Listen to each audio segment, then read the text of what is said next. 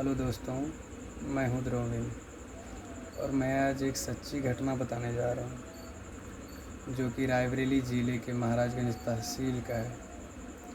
महाराजगंज तहसील में एक गांव है बंडारू नामक, उस गांव की यह घटना है। बारिश का मौसम था। उस गांव में हैजा फैला हुआ था। उस हैजे से उस गांव के एक बुजुर्ग रामदयाल की मौत हो जाती है। तो उस गांव के ग्रामीण उसका अंतिम संस्कार करने के बारे में सोचते हैं। तो सभी उनके अंतिम संस्कार के लिए जलावन सामग्री की व्यवस्था करते हैं। ये सब करते हुए शाम हो जाता है। शाम होने के बाद सभी ग्रामीण उनके शव को उठा के लेके गोमती नदी के किनारे पहुंचते हैं। वहां पहुंचने के बाद बारिश शुरू हो जाती है। तो सभी ग्रामीण एक पेड़ के आड़ लेके खड़े हो जाते हैं। तो कुछ देर बाद पास के ही एक गांव से एक और अर्थी वहाँ लाई जाती है, अंतिम संस्कार के लिए लाई जाती है। तो सभी बारिश थमने का इंतज़ार कर रहे थे। जब बारिश थमी तो सभी रामदयाल के अंतिम संस्कार के बारे सोचने लगे। रामदयाल सतनामी जाति के थे। नियमानुसार उसका दाह संस्कार नहीं किया जा सकता था। उस टाइम रात्रि के वक्त उसको जलाया नहीं जा सकता था। तो सभी ग्रामीणों ने आपस में विचार किया कि इसका शव नदी में ही प्रवाहित कर दिया जाए। तो रामदयाल को गोमती नदी में ही स्नान करवाया जाता है। उसके मुंह में एक सोने का टुकड़ा रखा जाता है। पंडित जी मंत्रोच्चारण करते हैं और उसके शव में 2 मिट्टी के घड़े भर के बांध दिए जाते हैं, इस आस में कि शव नदी में तैरे नहीं, वो एक जगह डूब जाए। तो 7 अच्छे तैराक शव को लेके नदी में उतरते हैं और बीच नदी में ले जाके शव को छोड़ के वो 7 तैराक घाट की ओर आते हैं। तो वो क्या देखते हैं कि वो शव नदी में डूबा नहीं, वो नदी के धारा के विपरीत दिशा में बह के घाट में आ गया। इसमें ज़रा सोचिएगा दोस्तों, कोई भी वस्तु नदी के धारा के साथ में बहती है, लेकिन रामदयाल का शव धारा के विपरीत दिशा में बहते हुए घाट में आ गया। ये सब देख के ग्रामीणों का हालत ख़राब हो जाता है। वो फिर से 7 तैराक उस शव को ले जाके बीच नदी में छोड़ के फिर घाट में आते हैं। तो वो क्या देखते हैं कि शव फिर से धारा के विपरीत दिशा में बह के फिर घाट में आ गया। इन सब से सभी ग्रामीणों में डर का माहौल फैल जाता है। ये क्या हो रहा है? या तो नदी में शव को डूब जाना चाहिए था या धारा के साथ बह जाना चाहिए था, लेकिन यहाँ कुछ हो रहा था अलग। यह ऐसा अलग हो रहा था जो कि हमारी कल्पना से भी परे है। वो सब धारा के विपरीत दिशा में बह के घाट पे आ जा रहा था।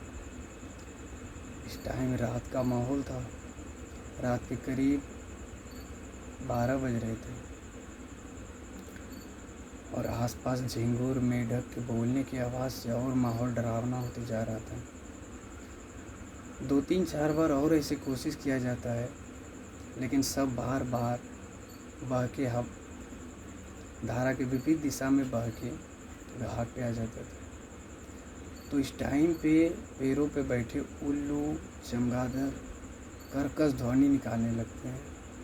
वो ज़ोर ज़ोर से चिल्लाने लगते हैं, जिससे कि सभी ग्रामीण खूब डर जाते हैं। तो ग्रामीणों में जो बुजुर्ग थे, उनके सलाह मशवरा करने पे सब में और 2 मिट्टी के घड़े बांधे जाते हैं। 2 मिट्टी के घड़े पहले से बांधे हुए थे, 2 मिट्टी के घड़े और बांधे जाते हैं, इस आस में कि शायद वज़न बढ़ेगा तो सब पानी में डूब जाएगी। इस आस में 4 मिट्टी के घड़े बांध के फिर सबको ले जाके गोमती नदी के बीच में छोड़ा जाता है। तो इस बार सब डूब जाते हैं। तो सातों तेरह घाट पे आ जाते हैं। तो जब वो जाने लगते हैं, थोड़ी दूर ही वो गए होंगे कि वो पलट के देखते हैं कि सब फिर से ऊपर आके धारा के विपरीत दिशा में बहते हुए फिर से वो किनारे पे आ गए। अब ग्रामीणों का हिम्मत जवाब देने लगा था। सभी डर से थर थर कांपने लगे कि क्या हो रहा है। दोस्तों, ये किसी के साथ भी हो ना, वो डर से उसका हालत ख़राब हो जाएगा कि क्या करे। सभी ग्रामीण वहीं एक पेड़ के नीचे बैठ जाते हैं और बारिश खूब शुरू हो जाती है फिर से। बिना मौसम उस टाइम जाने कहाँ से मूसलाधार बारिश शुरू हो गई। तो सभी ग्रामीण एक पेड़ के नीचे जाके आश्रय लेते हैं। तो कुछ देर बाद 2 युवक एक पेड़ के नीचे बैठे थे, वो दोनों थर थर कांपने लगते हैं। तो जब ग्रामीणों ने, बाकी लोगों ने उन दोनों को देखा तो समझ नहीं पाए कि ये दोनों इतना डरे हुए क्यों हैं।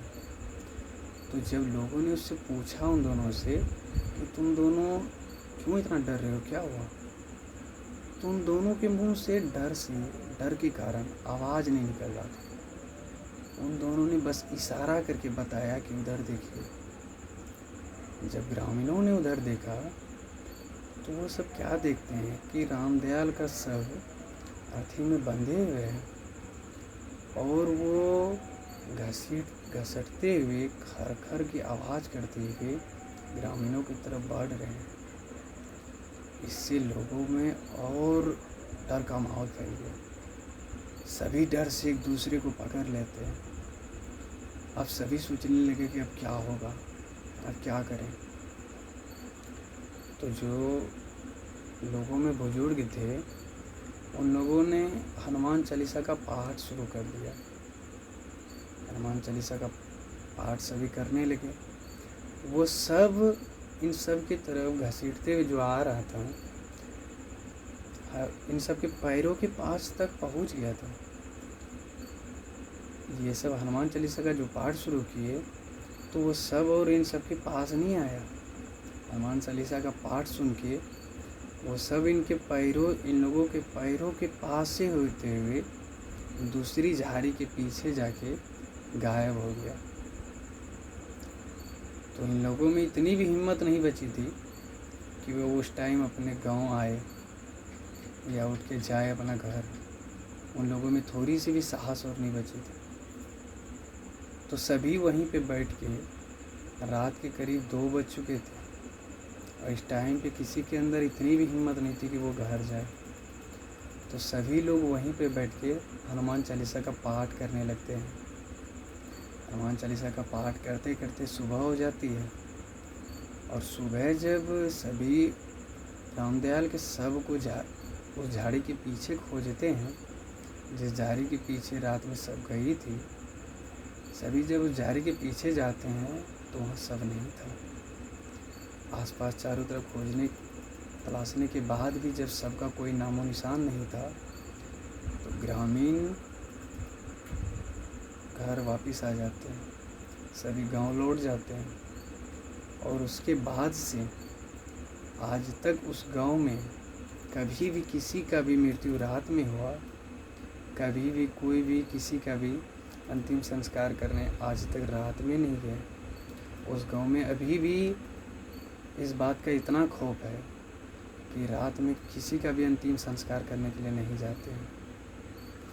जिसका भी अंतिम संस्कार करना हो दिन में ही कर लेते हैं, शाम होने के बाद उधर कोई नहीं जाता है। तो ये थी दोस्तों रायबरेली ज़िले के महाराजगंज तहसील के बंडारू गांव की घटना, जो कि मुझे बताते हुए मेरे शरीर में एक अलग सी सिहरन होने लगी है।